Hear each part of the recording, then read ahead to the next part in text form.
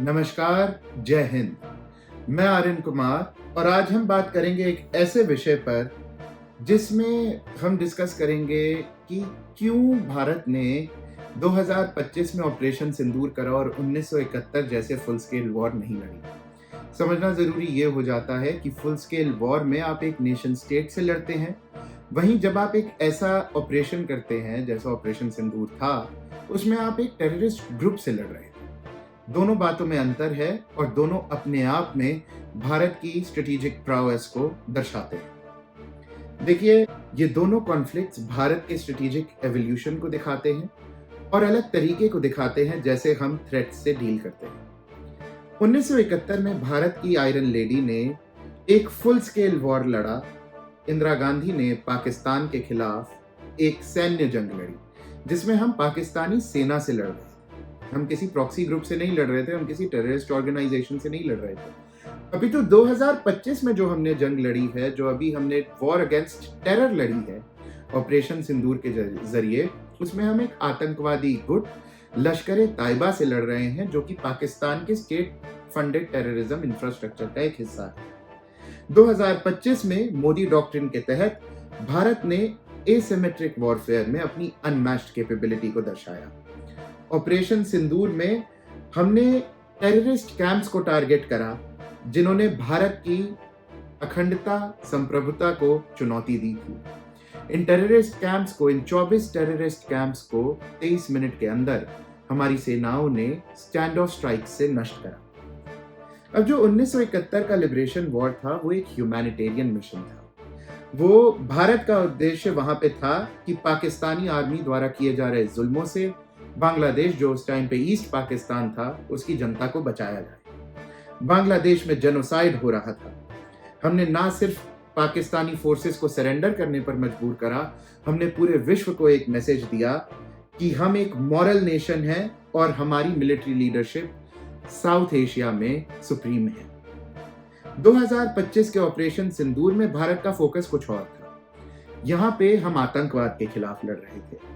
पाकिस्तान के गैर कानूनी कब्जे वाले कश्मीर में जो आतंकवादी गतिविधियां होती हैं उसके प्रॉक्सी ग्रुप्स द्वारा, उनको भारत की रेजर शार्प इंटेलिजेंस और अपने स्टैंड ऑफ स्ट्रक्चर से हमने नष्ट कर दिया। इससे ये विश्व को मैसेज गया कि भारत अब किसी थ्रेट को, चाहे वो कितना भी कोवर्ट क्यों ना हो, छुपने नहीं देगा। देखिए, एक बड़ा फर्क इसके एक्शन फॉर्म में भी नजर आया था कि कैसे भारत ने इन दो थ्रेट्स पर एक्ट करा, इन दो दिक्कतों से निपटारा करा। 1971 में भारत ने एक फुल स्केल वॉर करी थी जिसमें भारत की आर्मी, एयरफोर्स, नेवी सब इन्वॉल्व थे। इन्होंने साथ मिलकर पाकिस्तान से अपना लोहा मनवाया और पाकिस्तान के 93,000 सोल्जर्स को सरेंडर करने पर मजबूर किया। ये वर्ल्ड हिस्ट्री में भारत के लिए एक बहुत ग्लोरियस मूवमेंट था। वहीं 2025 में भारत ने एक बार फिर अपनी मिलिट्री सोफिस्टिकेशन को दिखाया जिसमें हमने स्टैंड ऑफ मिसाइल्स और ड्रोन्स का इस्तेमाल करा है। अब ये स्टैंड ऑफ का मतलब क्या होता है? इसका मतलब ये है कि बिना एलओसी पार करे हमने टेररिस्ट कैंप्स पर घात करा और उनको नष्ट करा। हमने लाइन ऑफ कंट्रोल पार नहीं करी, दुश्मन के कैंप्स को खत्म भी करा, और ये एक सर्जिकल स्ट्राइक थी। जैसे बालाकोट सर्जिकल स्ट्राइक थी, वैसे ये भी एक सर्जिकल स्ट्राइक थी। फर्क इतना कि यहाँ पे हमने दिखाया कि हम टेक्नोलॉजिकली भी उतने ही एडवांस्ड है जितने हम स्ट्रेटेजिकली एडवांस्ड हैं। भारत का ये डिसिप्लिन्ड और डेवस्टेटिंग रिस्पॉन्स दुनिया के लिए एक नया बेंचमार्क है। कैसे आप टेरर से लड़ सकते हैं घर बैठे बिना अपने सैनिकों की जान को रिस्क में डाले। 1971 में भारत ने ट्रेडिशनल डिप्लोमेसी के जरिए दुनिया के सामने रखा था कैसे पाकिस्तान जेनोसाइड कर रहा है, ह्यूमैनिटेरियन क्राइम्स कर रहा है, और कैसे बांग्लादेश के लोग त्रस्त हैं, कैसे उनकी स्थिति खराब है और कैसे एक नए देश की जरूरत है जहां लोगों की परवाह की जाए। वहीं आज के दिन 2025 में चीजें कुछ बदल गई हैं। अब वॉरफेयर केवल जंग के मैदान में नहीं लड़ा जाता, अब हाइब्रिड वॉरफेयर लड़ा जाता है। जहां ट्रेडिशनल डिप्लोमेसी जरूरी है, वहां पे डिजिटल डिप्लोमेसी भी जरूरी है। ऑपरेशन सिंदूर का हैशटैग ऑपरेशन सिंदूर एक्स पे नंबर 1 ट्रेंडिंग पर था। इससे होता यह है कि जो भारत के जितने भी सिटीजन्स थे और जो भारत का डायस्पोरा था, जो भारतीय भारत के बाहर रहते हैं, उन्होंने लोगों को दिखाया कि कैसे भारत आतंकवाद के खिलाफ लड़ रहा है और कैसे भारत की जीत हो रही है और कैसे ये वॉर ज़रूरी है। वहीं जब डायस्पोरा ने भारत के बाहर प्रोटेस्ट करे, तो उससे ये समझ आया कि भारतीयों की एकजुटता तोड़ी नहीं जा सकती। चाहे भारतीय भारत में हो या भारत के बाहर, उसके दिल में हमेशा माँ भारती रहती है।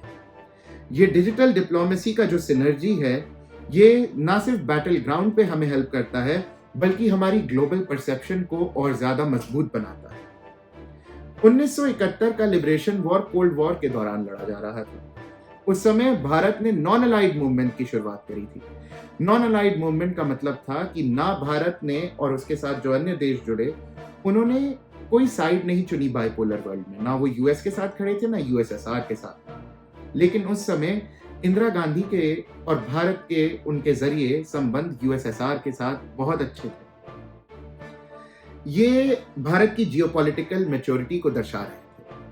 आज 2025 में मल्टीपोलर वर्ल्ड, देखिए मैं मल्टीपोलर कह रहा हूं, इस पर अभी बहुत ज्यादा डिबेट चल रही है। क्या ये वर्ल्ड मल्टीपोलर है, यूनिपोलर है, बाइपोलर है, क्या है, इस पे कोई स्पष्टता नहीं है।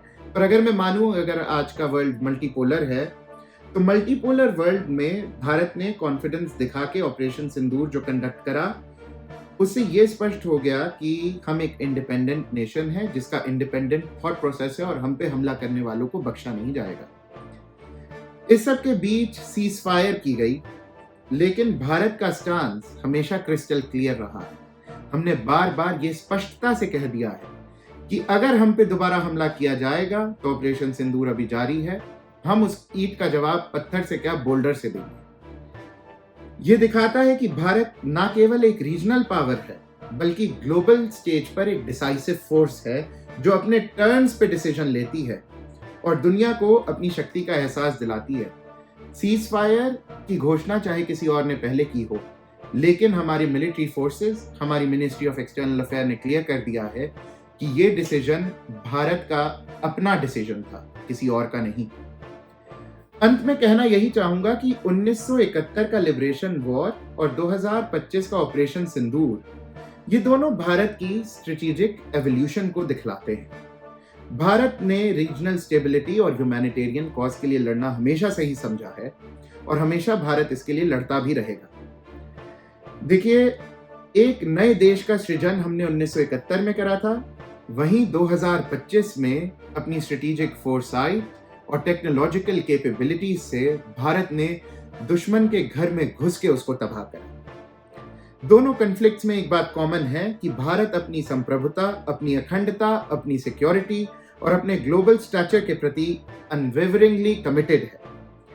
आज भारत एक महाशक्ति है जो ना सिर्फ अपने दुश्मनों को सबक सिखाती है, बल्कि दुनिया को एक नए स्ट्रेटेजिक ऑर्डर का आईना भी दिखलाती है। इसी के साथ अंत करता हूं। जय हिंद, जय भारत।